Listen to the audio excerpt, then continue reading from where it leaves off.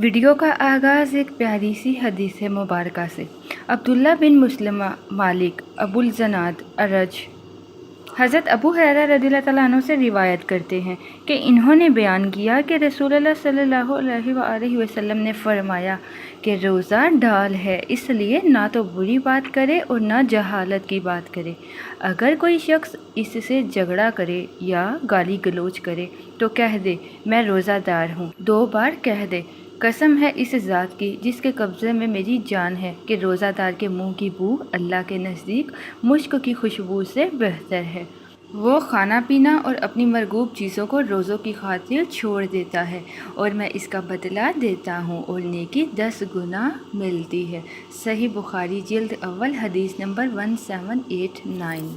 अस्सलाम वालेकुम viewers, Anam home remedy channel में खुश आमदीद।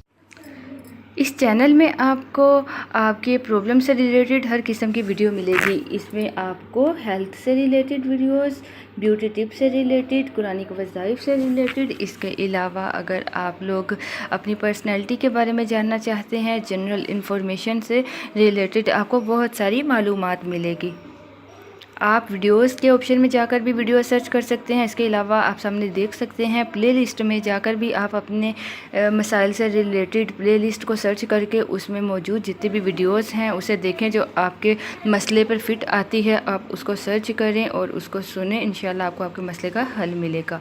इसके अलावा आप सामने देख सकते हैं ये सब लिंक दिए हुए हैं। मुझसे कॉन्टैक्ट करने के लिए आप फेसबुक पेज पे मैसेज कर सकते हैं, मुझे ईमेल के थ्रू मैसेज कर सकते हैं, आप कमेंट बॉक्स में कोई भी सवाल कर सकते हैं। इस चैनल के अबाउट में जाकर सामने आपको ईमेल एड्रेस नज़र आएगा, यहाँ आप ईमेल कर सकते हैं। इसके अलावा अगर आपको टाइम पर रिस्पांस नहीं मिल पा रहा तो आप परेशान मत हों, कभी कभार देर हो जाती है, लेकिन हमारी कोशिश होती है कि आपको फौरी आपके सवाल का जवाब दिया जाए।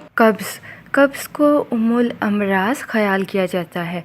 कब्ज़ जितना आम है और इसके माबात असरात जितने ही ख़तरनाक हैं, इतना ही इसकी तरफ से लापरवाही बढ़ती जा रही है।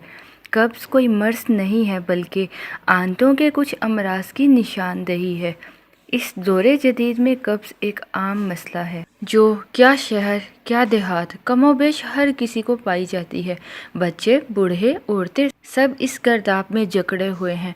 कब्ज़ मर्दों की निस्बत औरतों में ज़्यादा पाया जाता है। आंतों का मर्ज़ है। इसकी मिसाल आप यूँ समझ लें जैसे आपके घर का गटर बंद हो जाए तो क्या होता है कि इससे मुतल्लिका जितने भी सुराख हैं सब के सब उबल पड़ेंगे और पूरा घर मुतअफ़्फ़न हो जाएगा। गंदे पानी को जहाँ से भी रास्ता मिले उबल पड़ेगा, क्योंकि वो अंदर रह नहीं सकता। इसको जहाँ कहीं से भी रास्ता मिलेगा इसने निकलना ही है और वो बाहर निकल के पूरे घर में गंदगी फैला देता है। अगर आपका कभी गटर बंद हुआ हो तो यकीनन आप इससे बखूबी वाकिफ़ होंगे। जितने दिन ये बंद रहेगा उतना ही ताफ़ुन ज़्यादा पैदा होकर बू का बाइस बनेगा। इस तरह जब कब्ज़ की वजह से गैसेस पैदा होती हैं तो पूरे खून में इसके असरात पैदा हो जाते हैं, जैसे कि गटर की पाइपलाइन में, और इसके दबाव की वजह से गैसेस सर की तरफ पहुंच जाती हैं और अक्सर सर दर्द रहना शुरू हो जाता है। इस एक कब्ज़ की वजह से जरियान, एहतलाम, ज़ाफ़बा, सैलाने रहम, कम आई खून की वजह से पूरी सल्तनत जिस्म तबाह बर्बाद करके रख देती है। देखने को मामूली मर्ज़ है लेकिन फोड़े फिंसी से लेकर कैंसर तक नौबत पहुंचा देने वाला मर्ज़ है। अस्तग़फिरुल्लाह। उम्मीद है बात समझ में आ गई होगी, तो चलिए चलते हैं इसका इलाज किस तरह मुमकिन है। सब्सक्राइब कीजिए अनम होम रेमेडी चैनल को और बेल आइकन को दबाइए ताकि मेरी कोई भी वीडियो आप सबसे पहले हासिल कर सकें। इलाज के लिए कुछ रेमेडीज़ आपके साथ शेयर करूंगी। पहले नंबर पे आप खाने पीने के औकात मुकर्रर करके इन पर सख्ती से अमल करें। ये नहीं होना चाहिए कि जहाँ से जिस वक्त जो मिला मैदे की नज़र करते गए। यहीं से बहुत मसमन अमराज पैदा हो जाते हैं। इस आदत को छोड़ देने से मामूली कब्ज़ यहीं पर ठीक हो जाएगा। इससे बढ़कर तो अव्वल कसरत से फल खाएं। अगर इससे भी बढ़ जाए तो आपको करना क्या है, नंबर 1 गंदम के आटे की भूसी आप ले लें। इससे आपने गंदम के आटे की भूसी लेकर 1 से 3 चम्मच आपने अपनी तबीयत के मुताबिक सुबह शाम ताज़ा पानी के साथ लेना है। दूध में पकाकर भी आप ले सकते हैं। नंबर 2, छिलका इसबगोल नीम गर्म दूध के साथ 1 से 2 चम्मच लें। और तीसरे नंबर पे दोपहर के वक्त का खाना छोड़ दें और अमरूद आप खाएं नींबू निचोड़ कर जितना हो सके। इसके अलावा गर्म दूध में 1 चम्मच देसी घी डालकर इसको पिएं। और नेक्स्ट मैं आपको बताती चलूँ, गुलकंद खालिस आप ले लें 50 ग्राम। इसे आपने 400 ग्राम दूध में अच्छी तरह उबाल कर इसमें 1 चम्मच रोगने बादाम का इजाफा करके इस्तेमाल करना है। इन सब रेमेडीज़ यूज़ करने से आपको आपकी कब्ज़ से छुटकारा मिलेगा। नेक्स्ट आपको बताती चलूँ, 250 ग्राम दूध में आप 30 ग्राम कैस्टर ऑयल मिलाकर पिएं, इससे भी आपको आफाका होगा।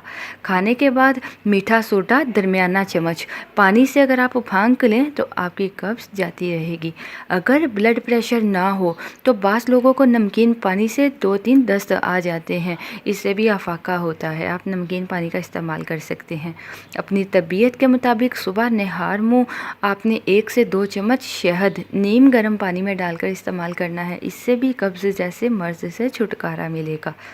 दूध में गुलाब का एक ताज़ा फूल लें, उसे अच्छी तरह उबाल कर पी लें, इससे भी आफाका होता है। शुगर ऑफ मिल्क ये होम्योपैथिक पाउडर है, होम्योपैथिक की मेडिसिन है। 1 चम्मच नीम गर्म पानी के साथ इस्तेमाल करने से कब्ज़ दूर हो जाता है।